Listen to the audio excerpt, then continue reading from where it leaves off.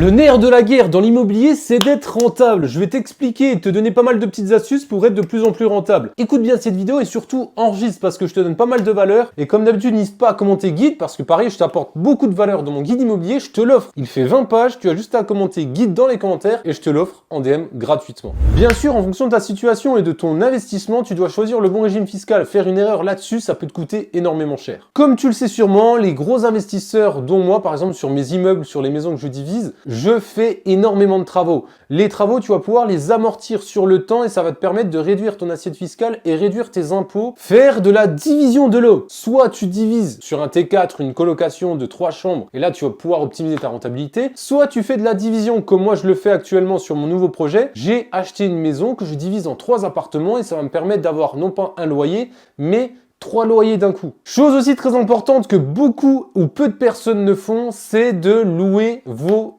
autres lots à côté. C'est-à-dire que des fois, ton locataire, il n'aura pas forcément besoin de la cave ou de la place de parking. Donc n'hésite pas à mettre une annonce dans les communs et à mettre que tu loues la cave, que tu loues la place de parking, 50, 40 € par mois, ça te fera 100 en plus de ton loyer du locataire qui sera déjà en place. Donc voilà les petites astuces que je peux te donner, ce n'est qu'une première partie. Si tu souhaites une partie 2, n'hésite pas à me le dire dans les commentaires et moi je le ferai avec grand plaisir.